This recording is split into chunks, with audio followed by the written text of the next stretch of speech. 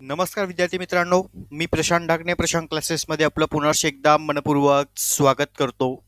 आजच्या लेक्चरला आपण सहकारी बँका, सहकारी पतसंस्था, मल्टीस्टेट सोसायटी, त्यानंतर अर्बन बँका यामध्ये जी बँक भरती स्टार्ट होत असते आणि या बँक भरतीमध्ये तुम्हाला सगळ्यात महत्त्वाच्या ज्या परीक्षेला तुम्हाला सामोरं जावं लागतं, त्यासोबतच आपण यामध्ये कंबाईनली GDCA अँड CHM परीक्षेच्या दृष्टीने देखील आजच्या या लेक्चरमध्ये महत्त्वाचा टॉपिक आणि कंटेंट अभ्यासणार आहोत, जो आहे आपल्याला स्क्रीनवरती दिसतोय सहकारी संस्थांचं संघटन. आता सहकारी संस्थांच्या संघटनमध्ये आपल्याला महत्त्वाच्या घटकांचा अभ्यास करणं त्या ठिकाणी आवश्यक असतं. मग आता सहकार संघटन म्हटलं तर सहकार संघटनेमध्ये सभासद वर्ग येणार, त्याचबरोबर व्यवस्थापन मंडळ येणार, त्याचबरोबर त्या ठिकाणी सचिव पण येणार, म्हणजेच सेक्रेटरी येणार. तर आपण आजच्या या लेक्चरमध्ये सगळ्यात महत्त्वाचे पॉइंट आपण यामध्ये अभ्यासणार आहोत. पहिला आहे आपला सभासद, दुसरा आहे आपलं व्यवस्थापन म्हणजेच व्यवस्थापक, आणि शेवटी असणार आहे आपला सचिव. ओके, तर एक गोष्ट लक्षात घ्या, यामध्ये या टॉपिक वरती तुम्हाला सहकारी बँका, सहकारी पतसंस्था असतील किंवा मल्टी सोसायटी असतील किंवा जिल्हा मध्यवर्ती सहकारी बँका असतील, या बँक भरतीसाठी जी तुमची त्या ठिकाणी ऑनलाईन एक्झाम असते, ऑनलाईन एक्झाम असेल किंवा काही बँकांची त्या ठिकाणी लेखी स्वरूपामध्ये परीक्षा घेतली जाते, तर ह्या परीक्षेसाठी जे तुम्हाला प्रश्न विचारले जातात, या परीक्षेसाठी जे तुम्हाला प्रश्न विचारले जातात ते प्रश्न तुम्हाला त्या ठिकाणी या टॉपिकच्या आधारावरतीच तुम्हाला त्या ठिकाणी येत असतात. आता हे प्रश्न कसे येतात ते मी तुम्हाला संपूर्ण आजच्या लेक्चरमध्ये समजून सांगणार आहे, पण आधी आपल्याला बेसिक थिअरी कंटेंट पॉइंट समजून घेणं आवश्यक आहे. तर आता प्रत्येकाच्या लक्षात आलं असेल. आणि विद्यार्थी मित्रांनो, तुम्ही जर आपल्या चॅनलला नवीन असाल तर चॅनलला नक्की सबस्क्राईब करून ठेवा, बेल आयकॉनला क्लिक करा, जेणेकरून आपले नवनवीन महत्त्वपूर्ण व्हिडिओज हे तुमच्यापर्यंत पोहोचतील. चला तर मग अभ्यासू आपण या ठिकाणी सहकार क्षेत्रासंबंधी सहकारी संस्थांचं संघटन. ओके, चलो वन बाय वन कॉन्सेप्ट आपण यामध्ये अभ्यासणार आहोत. सहकारी संस्थांचे संघटन.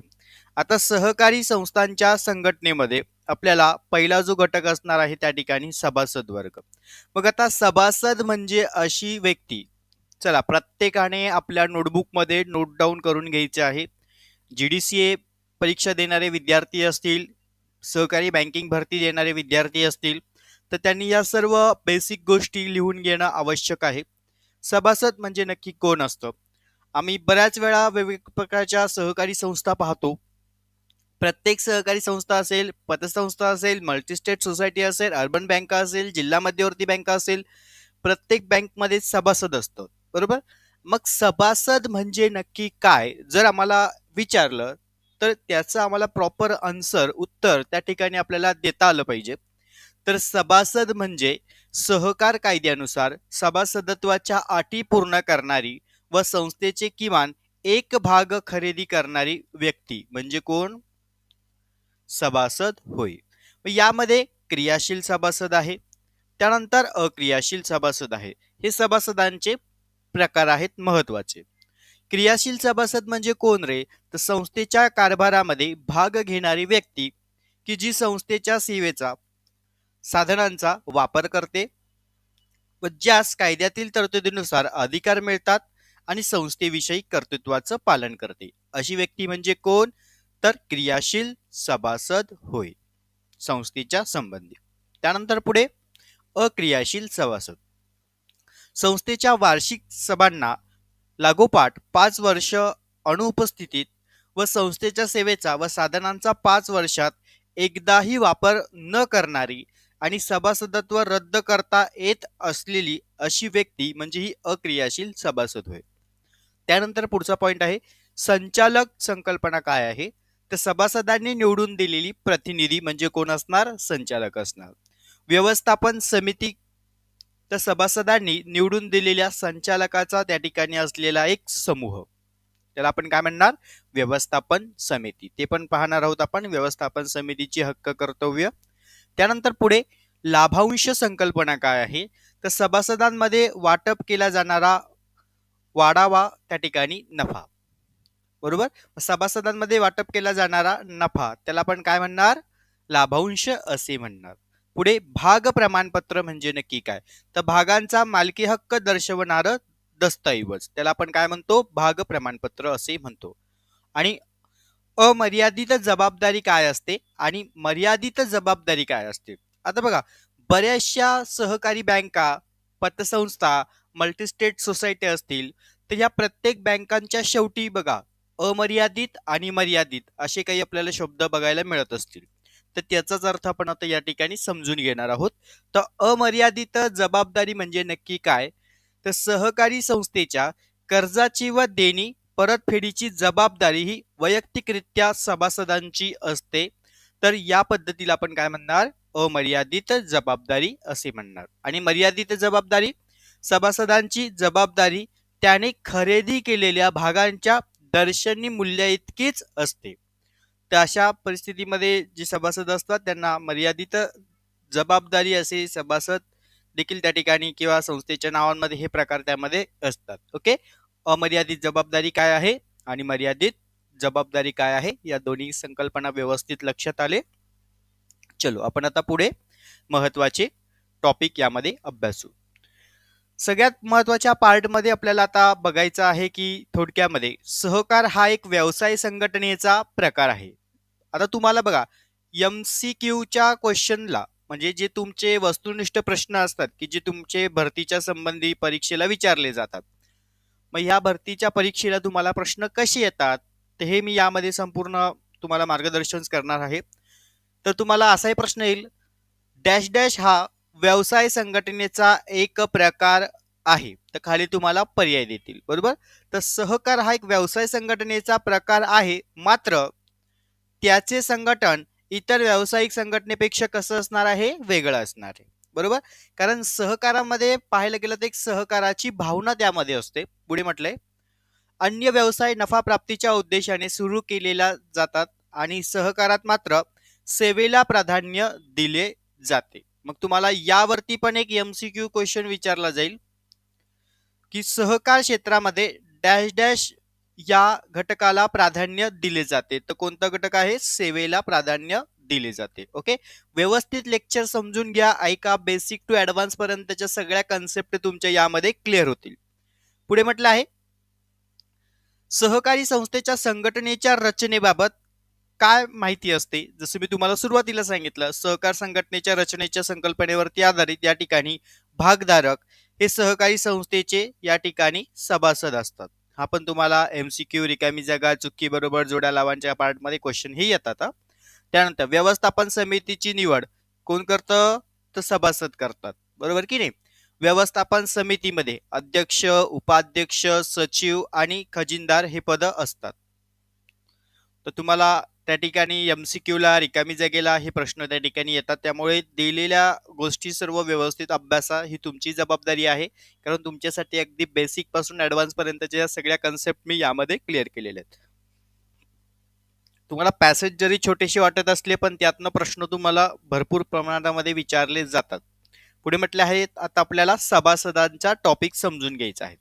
आता ह्या ज्या परीक्षा GDCAच्या परीक्षा असतील, त्याच्यानंतर इतर महत्वाच्या ज्या सहकार क्षेत्रातल्या परीक्षा असतात तिथे तुम्हाला सभासद म्हणजे मेंबर.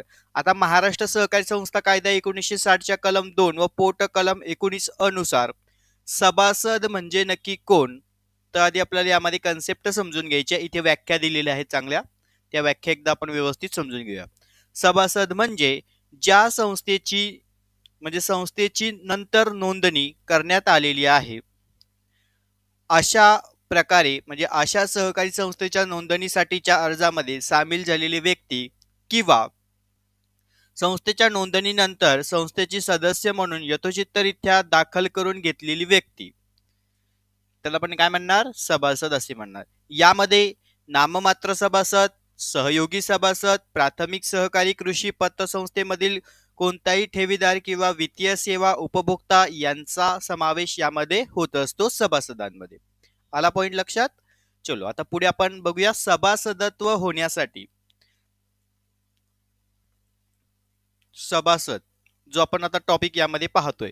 मग सभासद व्हायचं असेल तर काय महत्वाच्या अटी असतात? तुम्हाला जीडीसी परीक्षेला, डीसीएम परीक्षेला, सहकारी बँकांच्या ज्या लेखी परीक्षा काही होतात, तर त्यामध्ये तुम्हाला हे प्रश्न विचारले जातात की सभासदांच्या आवश्यक असणाऱ्या अटी कोणत्या आहेत? अटी म्हणजेच पात्रता कोणत्या आहेत? पहिलं, ती व्यक्ती सज्ञान असली पाहिजे, म्हणजे तिचं 18 वर्ष वय पूर्ण असलं पाहिजे. ती संस्थेच्या कार्यक्षेत्रामध्ये वास्तव्य असली पाहिजे. त्याचबरोबर विद्यार्थी सभासद, नोंदणीकृत संस्थापन सभासद होऊ शकतात, भागीदारी संस्थापन सभासद, कंपनी, त्यानंतर सार्वजनिक विश्वस्त संस्था, सहकारी संस्था, स्थानिक स्वराज्य संस्था आणि केंद्र व राज्य सहकार संस्था. हे सर्व या ठिकाणी सहकारी संस्थेच्या सभासदत्वासाठी आवश्यक असणारी पात्रता आणि अटी आहेत. त्यानंतर पुढे सभासदांना दिले जाणारे सगळ्यात महत्वाचे अधिकार, पण त्याच्या आधी आपल्याला सभासदांचे प्रकार कोणते आहेत ते पाहिजे. क्रियाशील सभासद, त्याचबरोबर अक्रियाशील सभासद, हे दोन आपण वरती पाहिलं होतं. आणि सहयोगी सभासद म्हणजेच त्याला आपण संयुक्त सभासद म्हणजे जॉईंट मेंबर्स आपण त्याला म्हणतो. त्यानंतर नाममात्र सभासद, हे सभासदांचे 4 प्रकार आहेत त्यामध्ये. त्यानंतर सभासदांना त्या ठिकाणी दिले जाणारं सगळ्यात महत्वाचे अधिकार.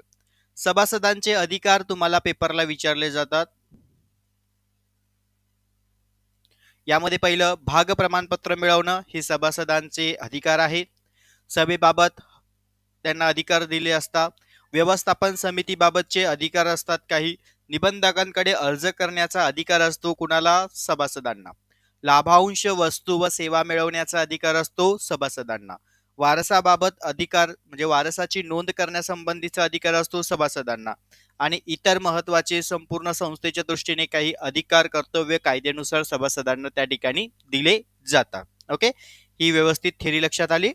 चलो पुढे बघूया आपण आता. सभासदांच्या जबाबदाऱ्या काय आहेत? जसे की त्यांना अधिकार दिल्यावरती त्या ठिकाणी त्यांना जबाबदारीही पार पाडणं आवश्यक असतं.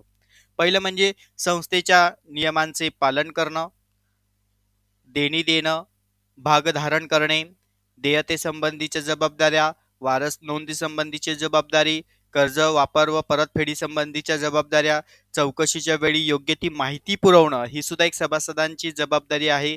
सभांना उपस्थित राहणं, उत्पादित वस्तू व संस्थेमार्फत विक्री, त्याचबरोबर संस्थेला त्या ठिकाणी इतर काही जर नुकसान झालं तर त्या संबंधी समजा सभासदाकडनं काही नुकसान झालं असेल तर नुकसान भरपाईची पण ही सभासदाची जबाबदारी असते. हे महत्वाचे पॉइंट आहे. त्यानंतर सभासदत्व रद्द होण्याची कारणे, तर त्याच्या संबंधीचा कलम आहे 35. ओके, मग सभासदत्व रद्द केव्हा होतं किंवा संपुष्टात केव्हा होतं किंवा सभासदाची हकालपट्टी केव्हा केली जाते? तर पहिलं आहे जर सभासदाचा मृत्यू झाला असेल तर, दुसरं सभासदत्वाचा राजीनामा देऊन तो मंजूर झाला असेल तर, भाग हस्तांतरण केले असतील तर, कार्यक्षेत्राबाहेर वास्तव्य असेल, संस्थेचे विसर्जन म्हणजे संस्था बंद झाली असेल तर, सभासदत्वाची हकालपट्टीचा प्रकार यामध्ये येतो. त्यानंतर नादारी आणि अक्रियाशील सभासद. ओके, हे सर्व या ठिकाणी सभासदत्व रद्द होण्याची कारण आहेत. एवढे व्यवस्थित लक्षात आली. चलो पुढे 1 बाय 1 आपण आता बघूया. व्यवस्थापन समिती. ज्या पद्धतीने आपण सभासदांचा टॉपिक पाहिला त्याच पद्धतीने संस्थांमध्ये व्यवस्थापन असणं गरजेचं आहे. आणि हे व्यवस्थापन सुरळीत आणि व्यवस्थित पार पाडण्यासाठी सभासदांच्याच माध्यमातून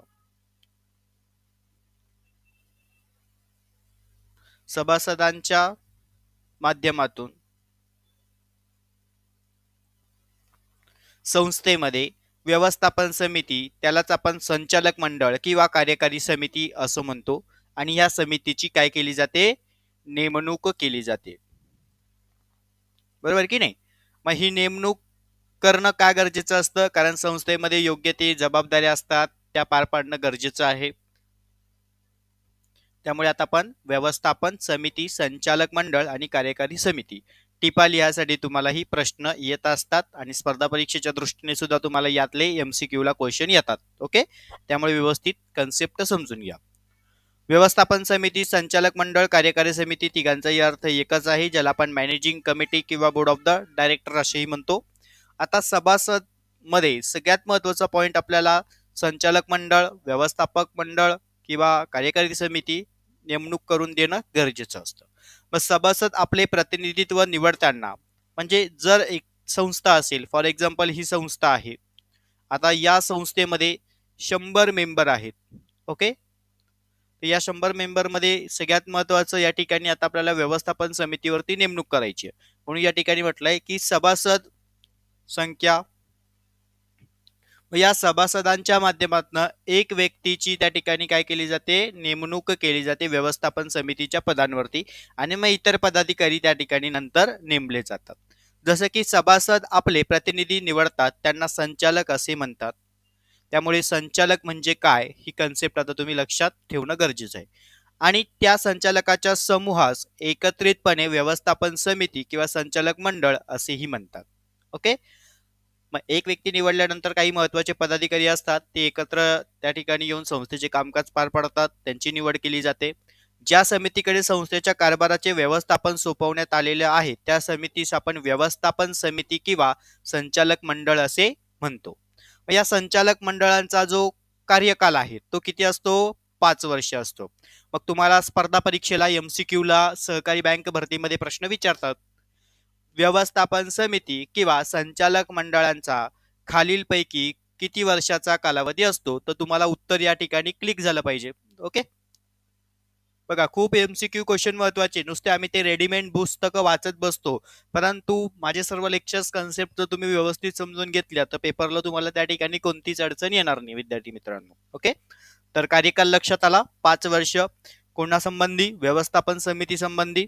ओके, व्यवस्थापनाची नेमणूक म्हणजे संचालक पदावरती जे अधिकारी नेमले जातात तर त्यांची नेमणूक कोणामार्फत होते, तर सभासदामार्फत होते. पुढे म्हटलं आहे व्यवस्थापन समितीच्या सदस्य संख्या विषम अंकात आणि जास्तीत जास्त 21 असते. संस्थेच्या आकारमानानुसार सदस्य संख्या निर्धारित करण्याचा अधिकार निबंधकांचा असतो. ओके, यामध्ये 2 महिला सदस्य असतात, हा एक महत्वाचा पॉइंट आहे. व्यवस्थापन पदांवरती आता महिलांना सुद्धा त्या ठिकाणी संधी दिली गेलेली आहे. त्यानंतर पुढे महत्वाचे पॉइंट आता आपल्याला व्यवस्थापन समितीच्या संबंधीचे. व्यवस्थापन समितीच्या संबंधीचे कार्य म्हणजे व्यवस्थापनाचे कार्य, त्यानंतर व्यवस्थापनाचे अधिकार आणि व्यवस्थापनाच्या जबाबदाऱ्या. आता हा पूर्ण क्वेश्चन तुम्हाला GDCA परीक्षेसाठी म्हणा लेखी स्वरूपामध्ये जे क्वेश्चन विचारतात ते 15 मार्कांसाठी विचारले जातात किंवा 10 मार्कांसाठी विचारले जातात. त्याचबरोबर तुम्हाला सहकारी बँका, पतसंस्था, मल्टीस्टेट सोसायटी बँकांच्या संबंधी तुम्हाला त्या ठिकाणी 2-2, 3-3 खाली पर्याय देऊन खालीलपैकी व्यवस्थापन समितीचे कार्य कोणते, वरीलपैकी 2 किंवा वरीलपैकी 1 असं त्या ठिकाणी दिलं जातं पर्यायामध्ये. तर आपल्याला संपूर्ण कार्य, जबाबदाऱ्या ह्या गोष्टी माहिती असल्या पाहिजे. ओके, चलो, पहिला व्यवस्थापन समितीचं कार्य काय आहे. धोरणात्मक अंमलबजावणी करणं, सभासदत्वास मान्यता देणं. प्रत्येकाने नोटबुकमध्ये नोट डाऊन करून घ्यायचंय, कोणी स्क्रीनशॉट मारत बसू नका. धोरणात्मक म्हणजे धोरणांची अंमलबजावणी करणं, सभासदत्वांची मान्यता, कार्यालयीन कर्मचाऱ्यांची नियुक्ती, भाग भांडवलात वाढ, निधीमध्ये वाढ, सेवकांच्या तक्रारींचं निवारण, सभासदांच्या तक्रारींचं निवारण, सभासदांचे हित संरक्षण, निवडणुकांचे आयोजन, सर्वसाधारण सभांचं आयोजन, हे असणार व्यवस्थापन समितीचं कार्य. कार्याबरोबरच व्यवस्थापन समितीला काही महत्वाचे अधिकार असतात. यामध्ये सभासदांच्या बाबतचे अधिकार आहे, सेवक कर्मचारी निवडीच्या बाबतचे अधिकार आहेत, निधी उभारण्याचे अधिकार आहे, मालमत्ता खरेदी संबंधीचे अधिकार असतात आणि इतर संस्थेच्या कार्यासंबंधीचे अधिकार असतात. त्याचबरोबर व्यवस्थापन समितीच्या जबाबदाऱ्या देखील आहे. यामध्ये व्यवस्थापन समितीची जबाबदारी आहे की हमीपत्र देणे, निस्वार्थी व प्रामाणिकपणे कार्य पार पाडणे, सभांचं आयोजन करणे, निर्णय विचारपूर्वक घेणे, भांडवल आणि निधीची गुंतवणूक करणे, त्याचबरोबर विवरणपत्रके व माहिती सादर करणे आणि मालमत्तेचा योग्य वापर करणे, त्याचबरोबर सत्य आणि वास्तव माहिती त्या ठिकाणी सांगणे किंवा ती व्यवस्थितरित्या ती काळजीपूर्वक हाताळणे. तर या संबंधीच्या व्यवस्थापन समितीच्या ह्या जबाबदाऱ्या असतात. ओके, इथपर्यंत पॉइंट क्लिअर. व्यवस्थापन समितीची कार्य, अधिकार, जबाबदाऱ्या, पॉइंट्स तुमच्यासाठी खूप महत्वाचे असतात. ओके, चलो पुढे बघूया आपण आता आणखीन सहकारी संस्थेचे पदाधिकारी. आता व्यवस्थापन समिती पार्ट आपण पाहिला, तर त्यासोबत नंतर पुढे आपल्याला असतात पदाधिकारी वर्ग, बरोबर. मग व्याख्यामध्ये प्रत्येकाने व्याख्या लिहून घ्या. महाराष्ट्र सहकारी संस्था कायदा 1960 नुसार संस्थेने आपल्या पोटनियमानुसार कोणत्याही पदावर निवडलेली किंवा नेमलेली व्यक्ती म्हणजेच पदाधिकारी असते, बरोबर की नाही? मग यामध्ये आणि अध्यक्ष, उपाध्यक्ष, व्यवस्थापक, संचालक, व्यवस्थापक, सचिव, खजिनदार, समिती सदस्य तसेच संस्थेने आपल्या कामकाजासंबंधी आदेश देण्यासाठी व नियमानुसार किंवा पोटनियमानुसार निवडलेल्या किंवा नेमलेल्या इतर कोणत्याही व्यक्तीचा समावेश पदाधिकारी या संज्ञेमध्ये केला जातो. आला पॉइंट लक्षात? तर तुम्हाला एमसीक्यू ला क्वेश्चन येऊ शकतो भरतीच्या संबंधी, बँक भरती वेळेस किंवा जीडीसी परीक्षेला पण तुम्हाला रिकामी जागेलाही प्रश्न येऊ शकतात. हे यामध्ये क्वेश्चन्स कसे विचारले जातात की पदाधिकारी ही संज्ञा खालीलपैकी कोणत्या घटकांशी निगडीत आहे? मग वरीलपैकी तुम्हाला एखादे दोन त्यामध्ये देतील. ओके, मग त्यानुसार तुम्हाला ते निवड करणं म्हणजे पर्याय उत्तर लिहिणं गरजेचं आहे. आता पुढे बघूया आपण अध्यक्ष. अध्यक्ष ज्याला आपण चेअरमन असं म्हणतो. ओके, अध्यक्ष संकल्पना काय आहे? संस्थेच्या व्यवस्थापन समितीद्वारा व्यवस्थापन समितीतील एका सदस्याची अध्यक्ष म्हणून निवड करण्यात येते.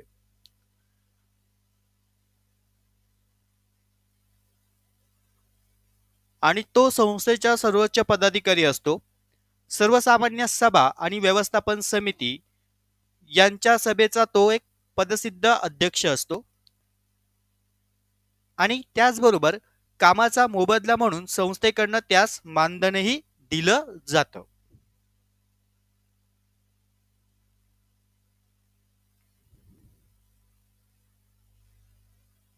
चलो पुढे बघूया आपण आता अध्यक्षांचे कार्य.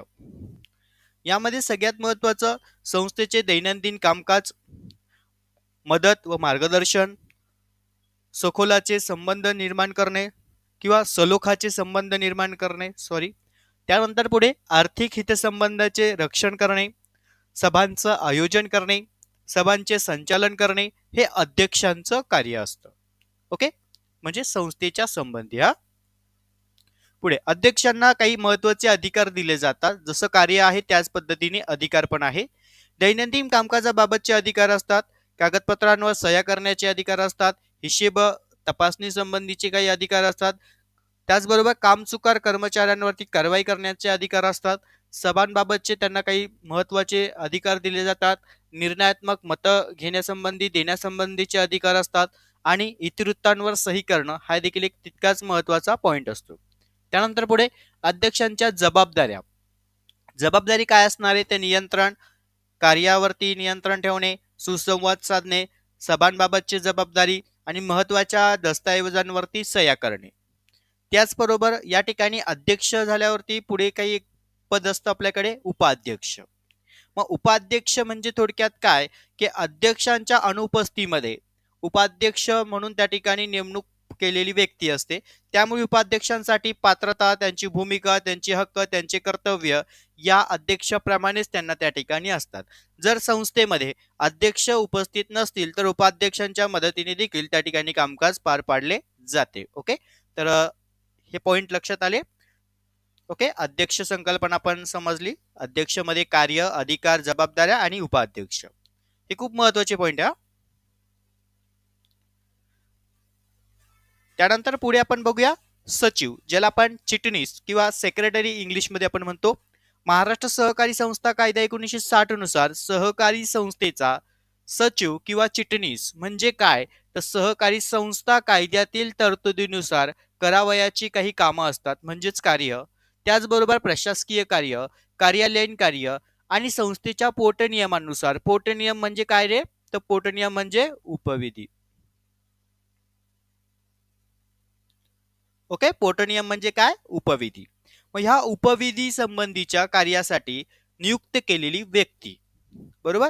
मोठ्या आकारमानांच्या सहकारी संस्थांमध्ये अर्धवेळ, पूर्ण वेळ पगारी सचिवाची, तर छोट्या आकारमानांच्या संस्थेमध्ये त्या ठिकाणी मानधनाच्या संबंधी त्या ठिकाणी सचिवाची काय केली जाते? नेमणूक केली जाते. मग सचिवाची नेमणूक करणं का गरजेचं आहे आणि सचिवाची नेमणुकीची त्या ठिकाणी कार्य काय आहे या कार्यावरूनच आपल्याला लक्षात येईल. बघा, सचिवाचे कार्य काय आहे? तर प्रशासकीय कार्य असणार. त्यामध्ये पुढे त्यांना हिशेब ठेवणं व हिशेब तपासणी, या संबंधी ज्यावेळेस लेखापरीक्षकाची नेमणूक करणार तर त्या लेखापरीक्षकाला संस्थेमधले असणारे हिशेब, त्या गोष्टी, कागदपत्र, रेकॉर्ड, रजिस्टर त्या उपलब्ध करून देणं, त्याचबरोबर कायद्यातील तरतुदींची पूर्तता, सभेसंबंधीची कार्य, सभासदांबाबतची कार्य, व्यवस्थापन समितीबाबतची कार्य, ही सर्व कार्य त्या ठिकाणी सेक्रेटरी, सचिवाला म्हणजे चिटणीसाला संस्थेच्या संबंधी पार पाडणं गरजेचे असतं. त्यानंतर पुढे म्हटलं आहे आदर्श सचिवाची गुण. मग आता सेक्रेटरी, सचिव कसा असावा, तर तो एक प्रभावी त्याचं व्यक्तिमत्व असलं पाहिजे, कल्पकता असलं पाहिजे, संभाषण कौशल्य त्याच्याकडे चांगलं असलं पाहिजे, व्यवसायाचं ज्ञान त्याच्याकडे आवश्यक पाहिजे, कायद्याचे ज्ञान त्यांच्याकडे असलं पाहिजे, व्यवस्थापकीय ज्ञान त्यांच्याकडे असलं पाहिजे, त्याचबरोबर पुढाकार वृत्ती आवश्यक पाहिजे आणि जनसंपर्काची आवड पाहिजे. ही असणार आदर्श सचिवाचे गुण की जे तुम्हाला परीक्षेला विचारले जातात. कॉम्पिटिटिव्ह असेल किंवा जीडीसी असेल किंवा बँक भरतीसाठी तुम्हाला पर्यायमध्ये हे क्वेश्चन येतात आणि लेखीमध्ये पण तुम्हाला ज्या रायटिंगच्या एक्झाम्स होतात रायटिंगमध्ये त्यामध्ये पण ह्या सर्व गोष्टी तुम्हाला विचारल्या जातात. त्यामुळे मी महत्त्वाचे जे निवडक प्रश्न असणार आहेत तेच यामध्ये मी कंडक्ट केलेले आहेत आणि हेच क्वेश्चन जर व्यवस्थित केले, अभ्यासले तर निश्चित मित्रांनो पेपरला तुम्हाला 101% हे प्रश्न दिसतील आणि तुम्ही त्या ठिकाणी चांगल्या पद्धतीने ह्या प्रश्नांची उत्तरं त्या ठिकाणी लिहू शकतात आपल्या जे संपूर्ण व्हिडिओ लेक्चर्स पाहिल्यावरती. ओके, चलो पुढे आहे शेवटचं खजिनदार. आता खजिनदार म्हणजे नक्की कोण, तर खजिनदार हा सहकारी संस्थेतील एक महत्त्वाचा पदाधिकारी आहे आणि खजिनदाराचा संबंध हा बँक व्यवहाराशी त्या ठिकाणी येत असतो. आला पॉइंट लक्षात. चलो आता आपण महत्वाचे त्या ठिकाणी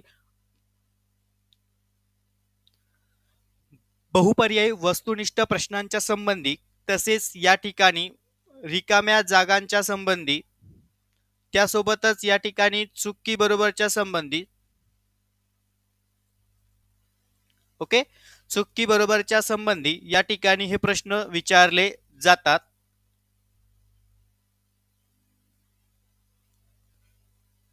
ओके, चलो आता वन बाय वन बघूया आपण. आता हे जे प्रश्न तुम्हाला रिकामी जागा, चुकी बरोबर किंवा बँक भरतीसाठी तुम्हाला विचारतात त्याच्यामुळे व्यवस्थित याकडे लक्ष द्या. यामध्ये मी तुम्हाला डायरेक्ट उत्तरं दिलेली आहेत, जे डॅश केलेले आहेत ते सर्व उत्तरे आहेत आणि व्यवस्थित तुम्ही नोट डाऊन करून घ्या. संचालक हे सभासदांचे त्या ठिकाणी डॅश डॅश असतात तर प्रतिनिधी असतात. ओके, भाग प्रमाणपत्रकावर दुसऱ्या अथवा पुढील क्रमांकावरती नाव असलेली व्यक्ती म्हणजे कोण, सहयोगी सभासद होय.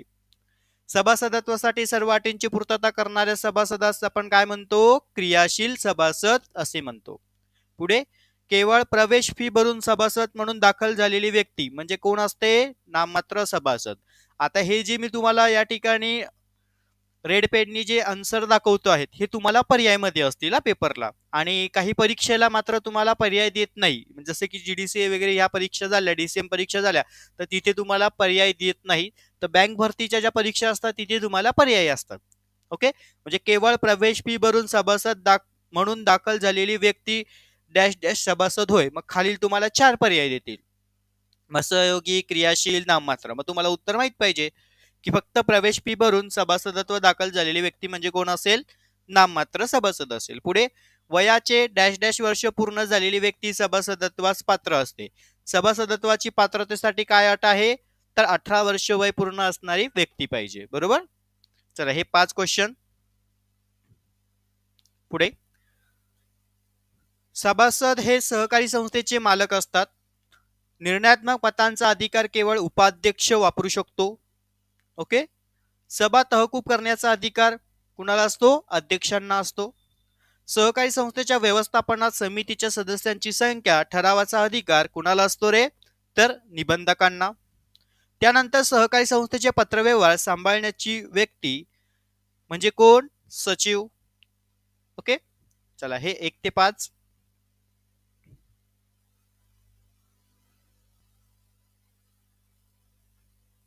त्यानंतर पुढे घ्या. मोठ्या सहकारी संस्थांमध्ये प्रशासकीय कामं करण्यासाठी पूर्ण वेळ काम करणाऱ्या सचिवाची नेमणूक केली जाते. तर हा तुम्हाला प्रश्न कसा विचारला जातो, इकडे लक्ष द्या. मोठ्या सहकारी संस्थांमध्ये प्रशासकीय काम करण्यासाठी डॅश डॅश सचिवाची नेमणूक केली जाते. तर पूर्ण वेळ काम करणाऱ्या सचिवाची. पर्यायमध्ये पूर्ण वेळ आलं तर हे त्याचं उत्तर असणार आहे. पुढे सहकारी संस्थेच्या व्यवस्थापनात भाग घेण्याचा अधिकार कुणाला आहे, कोणत्या सभासदांना? क्रियाशील सभासदांना. सहकारी कायद्यानुसार डॅश डॅश नेमणूक करणं सक्तीचे असते, तर सचिवाची नेमणूक करणं गरजेचं आहे. अर्ज मिळाल्यापासून डॅश डॅश महिन्याच्या आत सभासदत्वाचा निर्णय घेतला पाहिजे, तर 3 महिन्याच्या आत सभासदत्वाचा निर्णय घेतला पाहिजे. डॅश डॅश सभासदत्वासाठी 18 वर्ष वय असणारी अट विचारात घेतली जात नाही, तर विद्यार्थी सभासदत्वासाठी त्या ठिकाणी 18 वर्ष वय असणारी अट विचारात घेतली जात नाही. ओके, हा महत्वाचा पॉइंट आहे या ठिकाणी. त्यानंतर पुढे घ्या. निर्णयात्मक मतांचा अधिकार असणारी पदाधिकारी म्हणजे कोण? अध्यक्ष. खाली सर्व तुम्हाला उत्तर दिलेली आहेत, पण इथे पुन्हा तुम्हाला मी लिहून दाखवतोय प्रश्न वाचून उत्तर. सहकारी संस्थेचा पत्रव्यवहार सांभाळणारी व्यक्ती. खालील तुम्हाला पर्याय असतात, त्या पर्यायामधून तुम्हाला निवडावे लागतात, पण याचं मी तुम्हाला डायरेक्ट आन्सर देतो या ठिकाणी. सचिव. अध्यक्षांच्या गैरहजेरीत सभेचे कामकाज चालवणारी व्यक्ती कोण असते? उपाध्यक्ष. संस्थेचे आर्थिक व्यवहार सांभाळणारी पदाधिकारी खजिनदार, कारण आर्थिक जबाबदारी त्यांच्याकडे असते ना. खजिनदार. व्यवस्थापन समितीचा सभासदांचा पदसिद्ध अध्यक्ष त्या ठिकाणी अध्यक्षच असतात. ओके, हे 5 क्वेश्चन. पुढे बघूया आपण आता शेवटचं.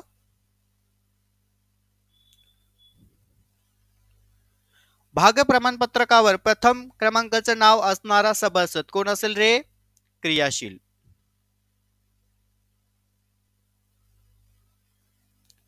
केवळ प्रवेश फी भरून सभासदत्व मिळवणारी व्यक्ती म्हणजे नाममात्र सभासद.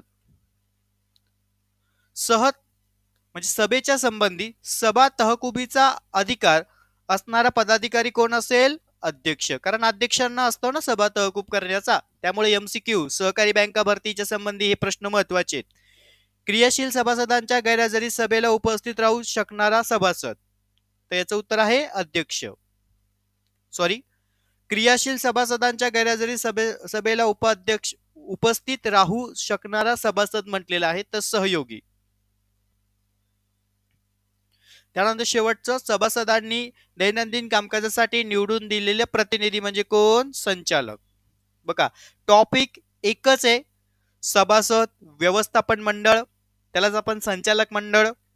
आणि या सर्व टॉपिक वरती तुम्हाला अशा पद्धतीचे भरपूर सारे MCQ क्वेश्चन्स, रिकामी जागेसाठी प्रश्न, त्याचबरोबर चुक्की बरोबरच्या संबंधीचे प्रश्न या ठिकाणी विचारले जात आहेत. ओके, तर विद्यार्थी मित्रांनो, आजचा आपला व्हिडिओ तुम्हाला मनापासून आवडला असेल तर आपल्या चॅनलला नक्की सबस्क्राईब करून ठेवा, बेल आयकॉनला क्लिक करा, जेणेकरून आपले नवनवीन महत्त्वपूर्ण व्हिडिओज हे तुमच्यापर्यंत पोहोचतील.